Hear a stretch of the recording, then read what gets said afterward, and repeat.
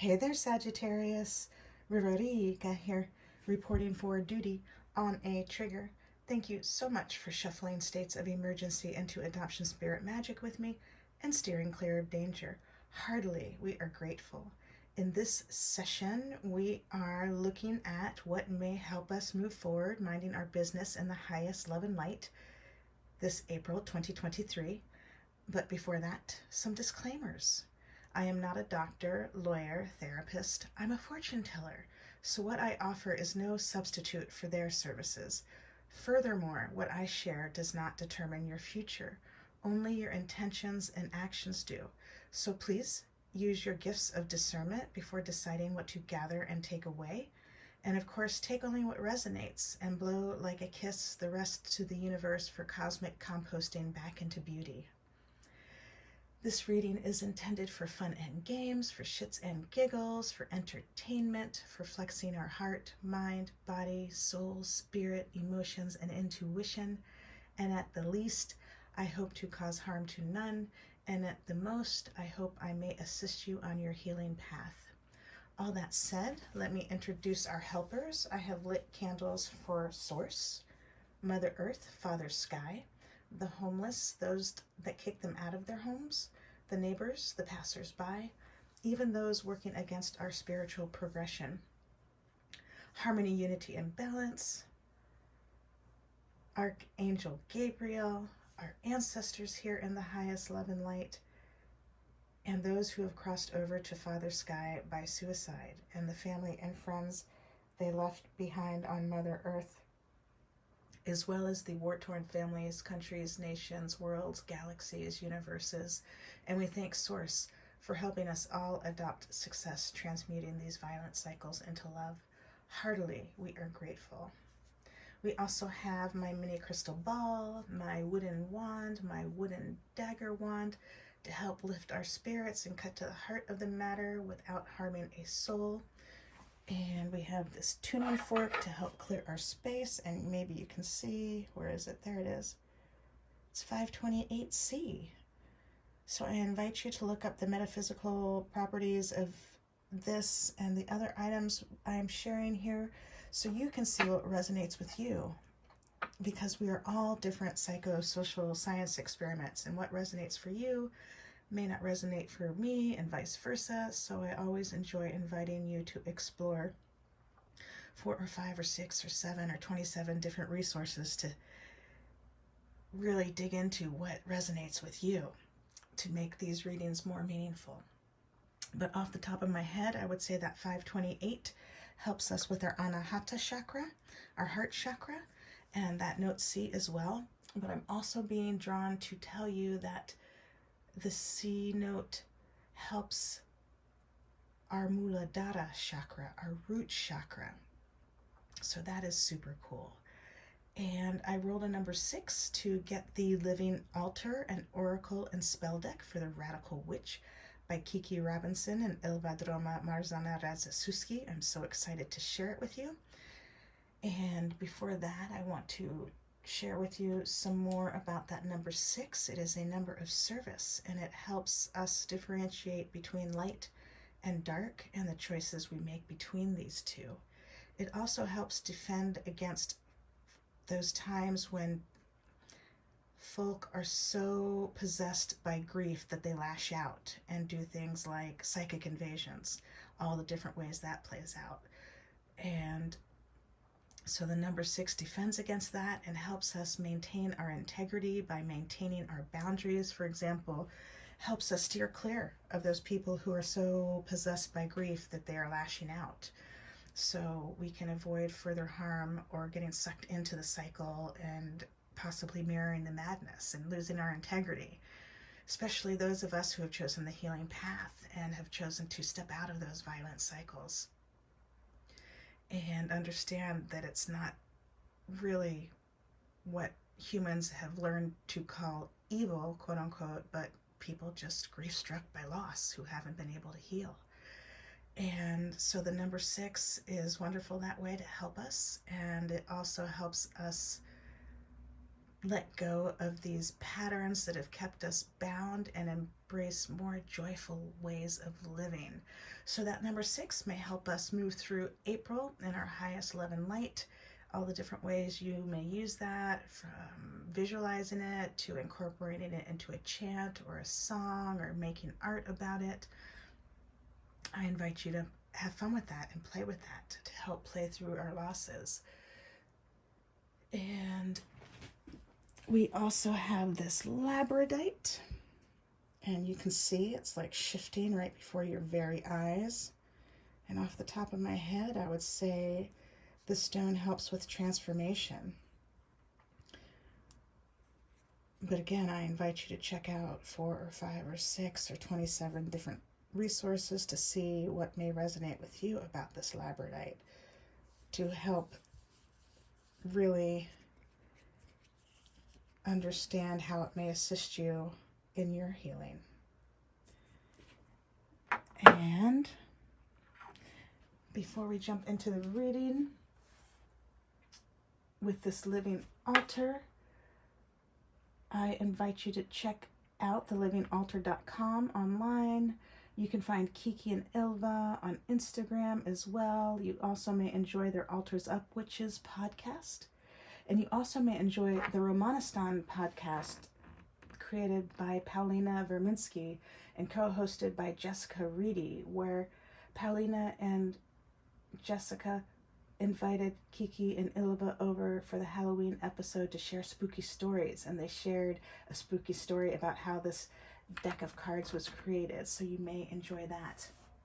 And one more thing to look forward to in April is that the LA Times is hosting a new podcast called Foretold, and one of the first episodes is featuring Paulina Verminsky, the creator of the Romanistan podcast. So that is super exciting and may help us move forward in April, minding our business in the highest love and light. And all that said, let us move on and clear the space. And I thank you for holding the intention to see only love, and only love we shall see. And here we go. Mind, body, speech, in perfect oneness, I send my heart along with the sound of the bell. May ears awaken from forgetfulness and transcend all anxiety and sorrow. Om. Peace. Shanti. Thank you so much.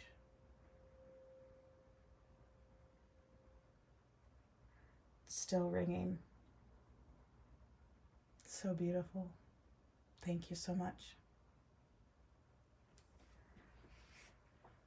All right, so let us see what may assist us minding our business in the highest love and light this April 2023. And you are a whole, full, powerful, loving spiritual being, and so am I. And we thank your source, spirit team, angels, galaxy guides, ancestors, saints, sages, gods, goddesses, universes here in the highest love and light, as well as mine. And we thank your source and my source for immediately shifting the situations into what they need to be, offering necessary insights, healings, acts of grace, protection. Heartily, we are grateful. And so it was, and so it was, and so it was, and so it was. Thank you so much for making this reading abundantly clear. Let's see.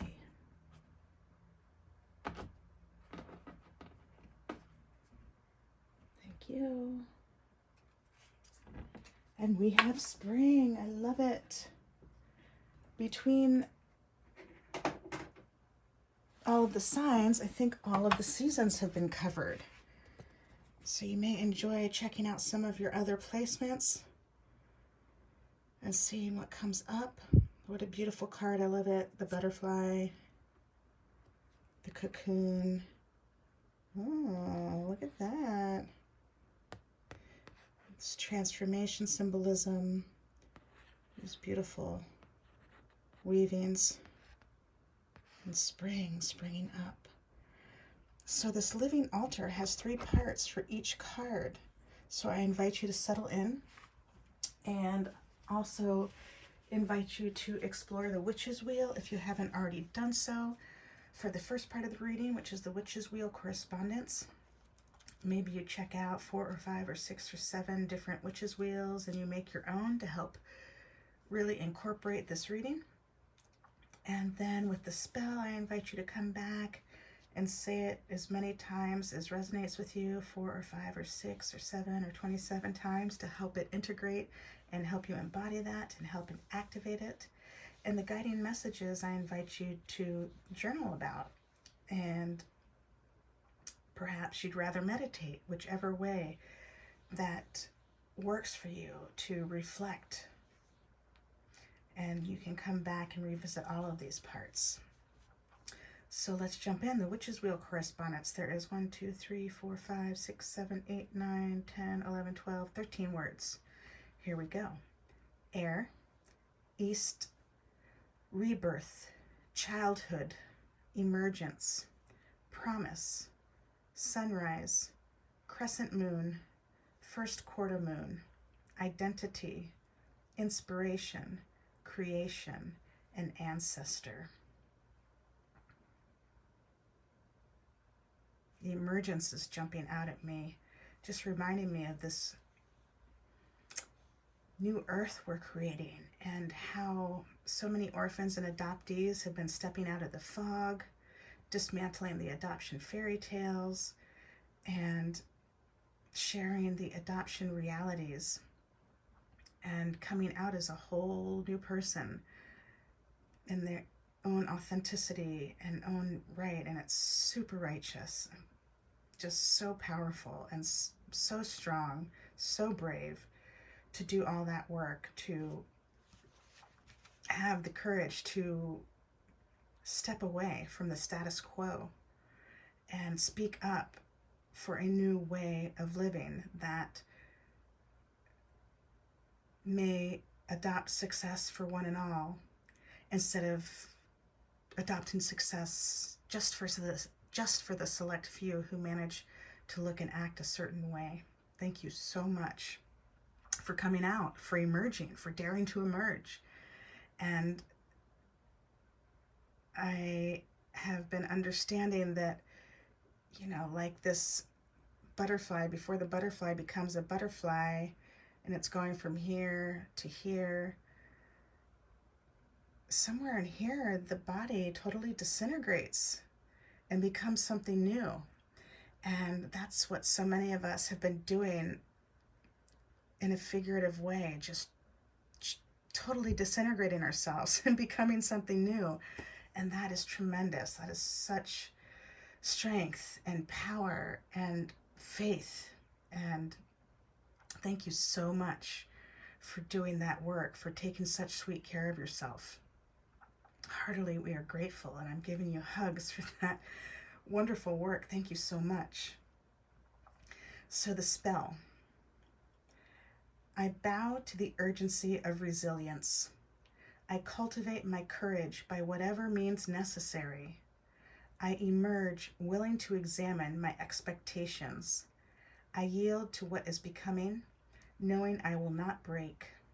I know the pressure to become is the momentum of faith. Oh, I love that. Thank you so much, The Living Altar. Thank you so much, Kiki and Ilva. And Spring. That's so beautiful. And I love how faith came up again. And that courage came up again. And I love that resilience, that notion of resilience. And I know so many orphans and adoptees are like, really? We have to go through all of this? Like, oh, this is making me stronger? Fuck off. Like, God bless it. But I know, no buts. It's really challenging. And thank you so much for daring to step over to the other side and do something different. And as challenging as it is to go through such hardship and heartbreak and cut off after cut off after cut off, and then maybe even having to cut off yourself, those in the adoption circles, because they are operating on that fairy tale that negates your voice and negates your whole being and essence. Thank you for being so resilient and hanging in there. And not only are you hanging in there, you're just doing tremendous work to transform yourself and to help others in your circles. So the guiding message, there are 1, 2, 3, 4, 5 questions, around 5 questions. Here we go. What is lying dormant, asking to emerge? Spend time reflecting on your relationship with spring. Where are you now in relationship to last spring? How have you grown? What have you experienced? Where would you like to see yourself come next spring? How will you begin?